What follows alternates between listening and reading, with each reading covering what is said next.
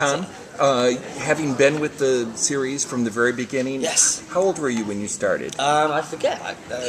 It escapes me, but I think I was around 11 when I first auditioned. And how old are you now? 23. So, what's it been like? When you got the job, did you know you were going to do all No, 7 movies? no, Were you obviously signed to not. all 7? No, because then there was only 2, so there wasn't even 7, and I don't think she had committed to actually writing 7 there. I'm not entirely sure, but no, around the end of the first one, they said, if this does okay, there could be a small chance that we come back for another. They said it after the second and after the third, and then and here we still are. So it's they certainly never said we're going to make all 7 sign up here on the dotted line. It was a case of depending on how the last film does, really. And when you look at what you've done with the series, do you have one vivid memory that kind of stands out? Wow, so many, really. It's like one vivid, blurred memory of the last 10 years, really. It does all feel like one rather than 8 different films or 7 different films, however you want to look at it. Because you never were away.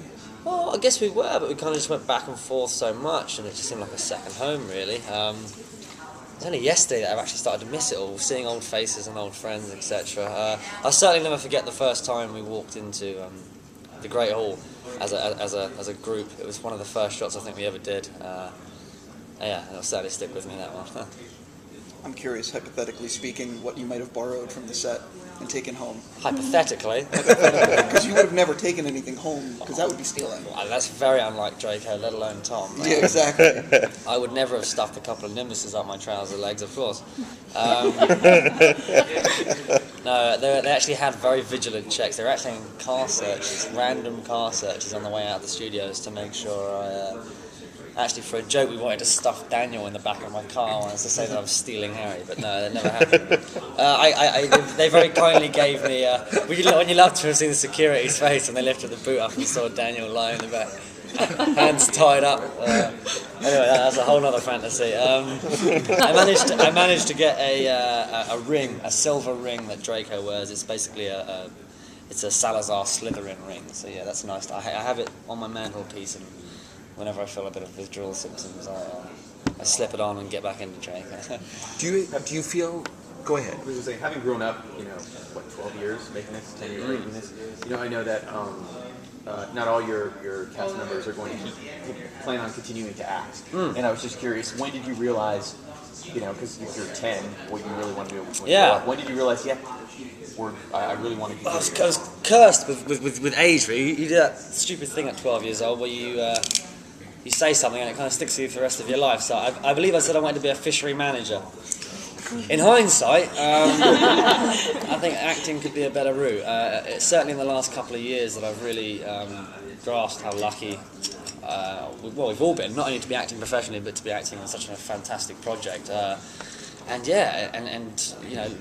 Gratefully, I've been onto a couple of other film sets in between, and I have a huge embedded passion. It's really actually down to Davy Yates. Actually, he really embedded and established a massive passion for filmmaking, not just in front of the camera, but also behind it.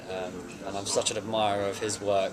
Not just visually, but the sound, the music, it all comes together beautifully. So yeah, if I can continue, whether it's behind or in front of the camera, really, that'd be great. Tell me about what you're doing in Rise of the Apes. You're working with Frida Pinto. That was fantastic. You shot that in. That's right. Yeah, DC? almost. Yeah, actually, it was bizarre. Actually, it was 4 days after Harry Potter finished. We said, right, let's go on a bit of a holiday, my lovely missus and I, and. It's like 4 days into that, they said, "Come home. We need you to go to Vancouver." So it was a real surprise. It came out of nowhere. I didn't even realise it was going. It was fantastic. It was a month in Vancouver, what a wonderful place that was to shoot. James Franco, I'm sure you know, is the lead. He was a charming and highly intelligent man. Made us all feel very stupid.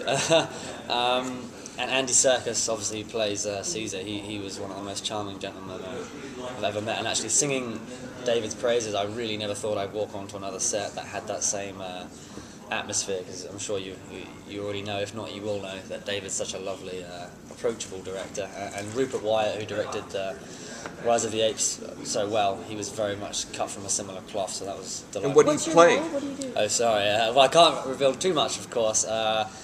it's a fairly unpleasant role again, unfortunately. So you're a bad guy? Unfortunately, yes. Well, I'll say unfortunately, more like fortunately, really. The long and short of it is I work at a primate facility in which my dad owns, and needless to say, I don't take care of our residents too well.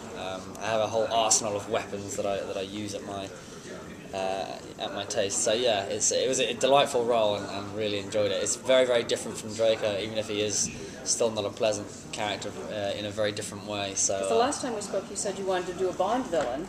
Is that still something you'd like to do? Well, yes. I mean, we're a few years off that away, I think, but certainly, yeah. That'd be amazing to be. So villains are your thing, are they? You're not gonna. Well, to be fair, Bond would be fine as well. Yeah. I'm not going to turn that down. Either or, really. I'm such an admirer. I am an admirer of villains, especially working with so many great ones. I mean, Alan Rickman and Rafe are really. It's taken me a good 7 years to pluck up the courage to talk to them, and even now I still find them menacing, even as charming and lovely as they are.